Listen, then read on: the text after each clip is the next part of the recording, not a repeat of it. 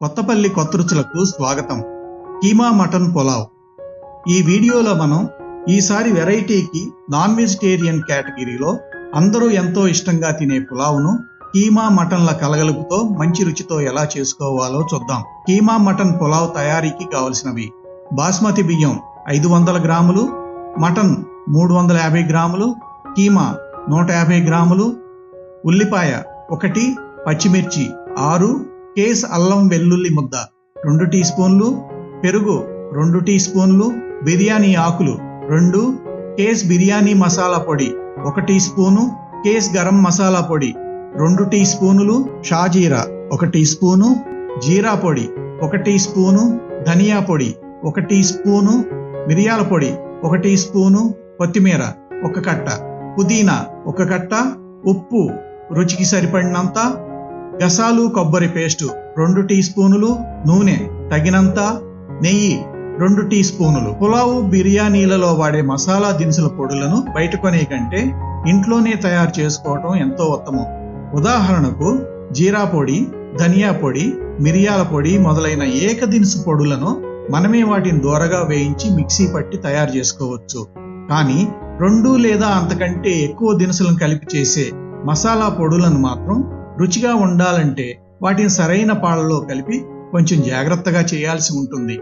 సరైన పాలతో chicken mutton కూరలలోకి వాడుకునే బిర్యానీ మసాలా పొడిని చికెన్ మటన్ కూరలలోకే కాకుండా అన్ని రకాల వెజిటేరియన్ కర్రీలలో కూడా చక్కగా వాడుకోగలిగే రుచికరమైన గరం మసాలా పొడిని, ఎక్కువగా నాన్ వెజ్ కూరలలో వాడుకునే గసాలు కొబ్బరి ముద్దని, అంతేగాక మనం ప్రతిరోజు వాడుకునే అల్లం వెల్లుల్లి ముద్దను ఎలా చేసుకోవచ్చో ఈ వీడియో క్రింద ఉన్న డిస్క్రిప్షన్ బాక్స్ లో జత చేసిన లింకును క్లిక్ చేసి వీక్షించండి. ఇక కీమా మటన్ పులావ్ను ఎలా తయారు చేయాలో చూద్దాం. పులావు లేదా బిర్యానీ తయారీకి 1/2 కిలో బియ్యానికి గాను 1/2 కిలో మటన్ తీసుకుంటే పులావు లేదా బిర్యానీలో మటన్ లేదా చికెన్ ముక్కలు సరిపడినంత ఉంటాయి. 1/2 కిలో బియ్యంతో చేసే పులావు 4 నుండి 6గురికి సరిపోతుంది. ఇప్పుడు చక్కగా కడిగి ఉంచుకున్న లేత మటన్ మరియు కీమాను కుక్కర్లో ఉంచి దీనిలో కొద్దిగా ఒక చిన్న గ్లాసులో సగం మాత్రం మంచినీటిని పోసి ఉడికించాలి. పులావుకు గాని బిర్యానీ గాని మటన్ని పూర్తిగా మెత్తగా కాకుండా 80% మాత్రమే ఉడికించుకొని కుక్కర్ని కట్టివేయాలి. మిగిలిన 20% తర్వాత పులావు తయారీలో ఉడుకుతుంది. ముందే మటన్ని పూర్తిగా మెత్తగా ఉడికించితే మటన్ మరీ మెత్తగా అయ్యి ఆ కూర రుచిగానే ఉండదు. అయితే మటన్ని కుక్కర్లో ఎన్ని కూతలు ఉడికించాలన్నది ఒక పెద్ద ప్రశ్న. ఇది ముఖ్యంగా 2 కారణాల మీద ఆధారపడి ఉంటుంది. 1 మటన్ లేతదనం, 2 కుక్కర్ యొక్క సామర్థ్యం. ఇది ఎవరికి వారు అనుభవం మీద తెలుసుకోవాల్సిన విషయాలు. మటన్ మంచి లేతగా ఉండి కుక్కర్ మామూలు సామర్థ్యంతో పనిచేస్తుంటే మటన్ మామూలుగా 3-4 కూతలతోనే ఉడికిపోతుంది. కొన్నిసార్లు 7-8 కూతలు కూడా పట్టవచ్చు. ఏది ఏమైనప్పటికీ 3వ కూత తర్వాత వచ్చే ప్రతి కూతకు కుక్కర్ మూతను తెరిచి మటన్ ఉడికిందో లేదో ఎప్పటికప్పుడు చెక్ చేసుకుంటూ ఉండాలి. ఒక కూత ఎక్కువ ఉడికినా ముందు చెప్పినట్టు మటన్ తేగుడయ్యి మటన్ రుచైపోతుంది. మటన్ని ఉడికించేటప్పుడు పొరపాటును కూడా ముందుగానే ఉప్పు కారం వేయకండి. వీటిని వేస్తే మటన్ ఉడకదు. పై విధంగా ఉడికించుకున్న మటన్ ముక్కలు కీమాలను ప్రక్కన ఉంచుకోవాలి. ఇక మటన్ ఉడికేలోపుగా మనం పులావులోకి వండబోయే బాస్మతి బియ్యాన్ని నానబెట్టుకోవాలి. నానబెట్టబోయే ముందు ఆ బాస్మతి బియ్యాన్ని ఒక గ్లాసుతో కొలిచి ఆ కొలత లెక్కని గుర్తుంచుకోవాలి. ఇప్పుడు బాస్మతి బియ్యాన్ని నీటితో బాగా కడిగిన తర్వాత ఒక గిన్నెలో ఈ బియ్యం మునిగేట్టు మంచినీటిని పోసి ఈ నీటిలో బియ్యాన్ని ఒక అరగంట సేపు నానబెట్టాలి. బాస్మతి అన్నం సన్నగా పొడవుగా విరక్కుండా చక్కగా రావాలంటే బాస్మతి బియ్యాన్ని మరీ ఎక్కువసేపు నానబెట్టకూడదు. బాస్మతి బియ్యం బ్రాండ్ను బట్టి బియ్యాన్ని నానబెట్టే సమయం కూడా మారుతుంది. దీనిని మనం గుర్తుంచుకోవాలి. ఒకే రకం బ్రాండ్ బియ్యం వాడకాన్ని అలవాటు చేసుకుంటే మంచిది. ఇప్పుడు ఉల్లిపాయల్ని సన్నగా పొడవుగా తరిగి ఉంచుకోవాలి. అలాగే పచ్చిమిర్చిని కూడా చీలికలుగా తరిగి ఉంచుకోవాలి. ఇప్పుడు స్టవ్ని ఆన్ చేసి స్టవ్ పై అడుగు మందంగా ఉండే పాత్రను ఉంచి దాంట్లో ముందు చెప్పిన లెక్క ప్రకారం నూనెని నేతిని వెయ్యాలి. నూనె నెయ్యి 2 ఆరోగ్య కారణాల రీత్యా కలిపి వాడటం ఇష్టం లేని వాళ్ళు వాళ్ళ ఇష్టాన్ని బట్టి పూర్తిగా నూనెను కానీ నేతిని కానీ వాడవచ్చు. పాత్రలోని నూనె వేడెక్కిన తరువాత అందులో బిర్యానీ ఆకు, షాజీరా వేసి ఒక 10 సెకండ్ల తరువాత తరిగి ఉంచుకున్న ఉల్లిపాయ ముక్కలు, పచ్చిమిర్చి ముక్కలు, ఉప్పు వేయాలి. ఉప్పు వేయడం వలన ఉల్లిపాయ చక్కగా వేగుతుంది.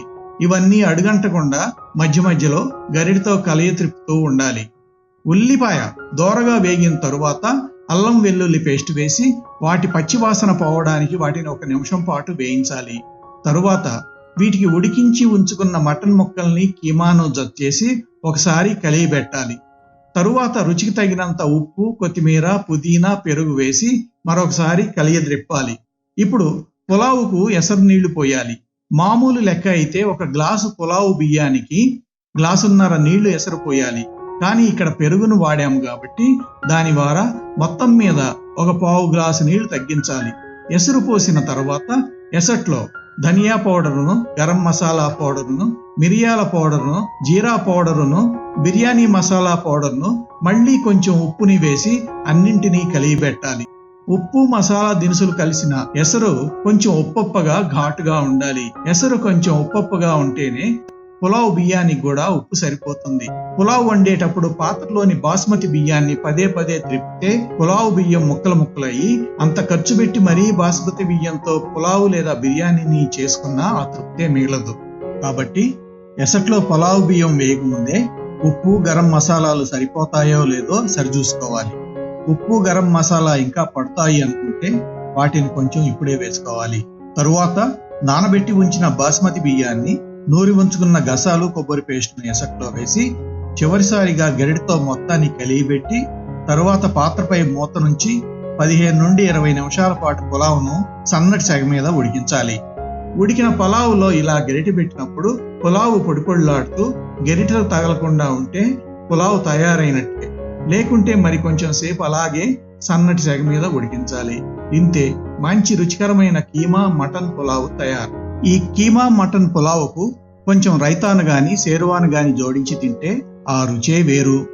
మా ఈ మటన్ కీమా పులావ్ వంటకం మీకు కనుక నచ్చినట్లయితే మరిన్ని రుచికరమైన వంటకాల కోసం మా ఛానల్కు సబ్స్క్రైబ్ చేయండి. సబ్స్క్రైబ్ బటన్ ప్రక్కనే ఉన్న బెల్ బటన్ని యాక్టివేట్ చేయండి. అంతేకాకుండా ఈ వీడియోకి లైక్ కొట్టి మీకు తెలిసిన వారికి ఈ వీడియోని షేర్ చేయండి.